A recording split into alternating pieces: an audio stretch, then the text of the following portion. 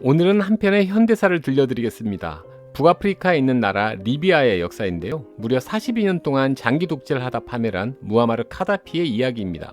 리비아의 원래 주인은 북아프리카 토착민족인 베르베르인이었습니다. 7세기 중반 이슬람교를 믿는 아랍인들이 이곳을 점령했고 16세기에는 오스만 제국의 식민지가 됐죠. 18세기 이후 오스만 제국이 약해지자 이탈리아가 군침을 흘렸습니다. 1911년 이탈리아는 오스만 제국을 꺾고 리비아를 식민지로 만들었죠. 리비아가 독립한 것은 40년이 지나서였습니다. 제2차 세계대전이 끝난 후인 1951년 리비아 왕국이 출범했죠. 하지만 1969년 왕이 잠시 나라를 비운 틈을 타서 군부 쿠데타가 일어났습니다. 이 쿠데타를 일으킨 인물이 바로 카다피였죠.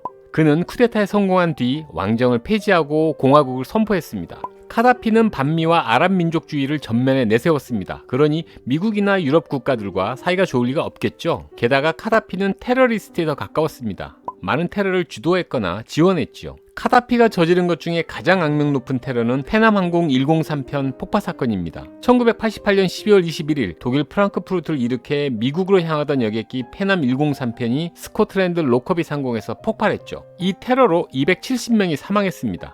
미국은 이 테러에 대한 보복으로 리비아 수도 트리폴리를 공습했죠. 그래도 2000년대 이후엔 미국과 화해를 시도하기도 했습니다. 그 결과 2006년 미국은 리비아를 테러 지원 국가 명단에서 삭제했죠.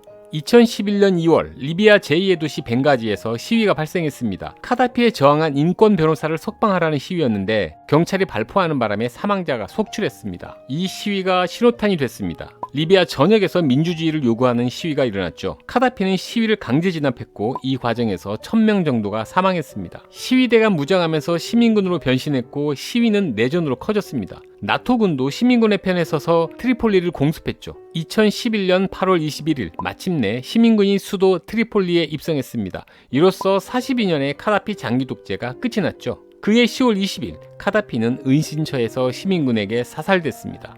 당시 외신은 이 뉴스를 전 세계에 타전했습니다. 그러면서 아마존에스가 앞으로 어떻게 될지를 추측하는 기사도 내보냈죠. 아마존에스는 약 2,000명으로 구성된 카다피의 여성 경호대였습니다. 모두 지옥 훈련을 통과했고 카다피를 위해 목숨을 바치겠다고 맹세했죠. 실제로 1998년 카다피의 전용차가 습격을 당했을 때 이들 중 한 명이 카다피 대신 총알을 맞고 사망한 적도 있습니다. 보통은 수십 수백 명 단위로 그룹을 이루어 카다피를 경호하는데 일단 아마존에스가 스크럼을 짜면 그 누구도 돌파하지 못했다고 하네요. 그런데 카다피는 왜 아마존에스 경호대를 만든 걸까요? 그 이유에 대해 카다피는 남자보다 여자가 충성심이 높기 때문이라고 밝혔습니다. 이런 말도 했다고 하죠.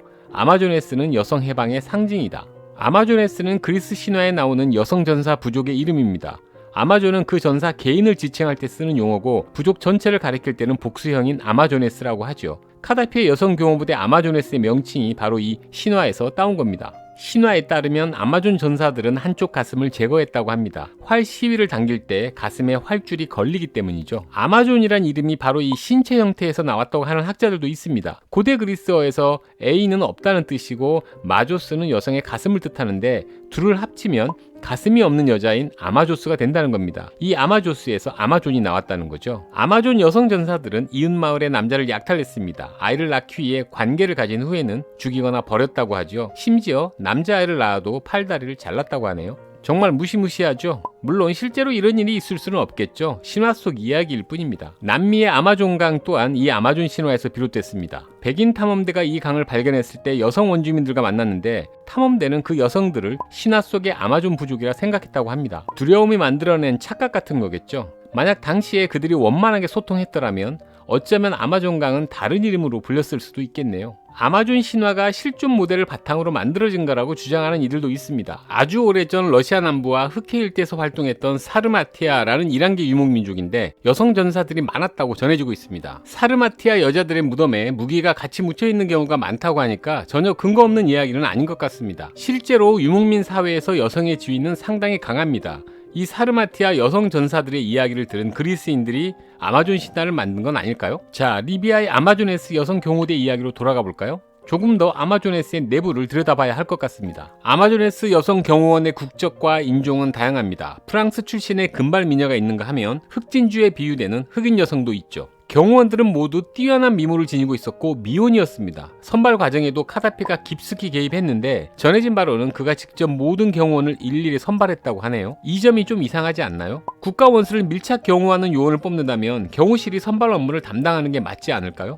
또 굳이 미모의 젊은 여성이라야 할 필요가 있을까요? 카다피의 진짜 속내를 짐작할 수 있는 대목이 있습니다. 카다피는 따로 금발의 여성 간호사도 늘 데리고 다녔다고 하죠. 보통 국가 원수라면 주치의와 대동하는데 카다피는 안 그랬던 겁니다. 카다피가 사망하자 자연스럽게 아마조네스도 해체됐습니다. 그 다음엔 몇몇 여성 경호원의 폭로가 이어졌죠. 그제야 카다피가 아마조네스를 만든 이유가 어느 정도 명확해졌습니다. 이 폭로에 따르면 카다피와 그의 아들들은 여성 경호원들을 자주 성폭행했습니다. 성적 놀이개로 이용만 하다 나중에는 버리기까지 했다네요. 이게 사실이라면 아마조네스는 성착취를 위해 만들어졌을 수도 있습니다. 신화 속 아마조네스와는 완전히 다른 거죠.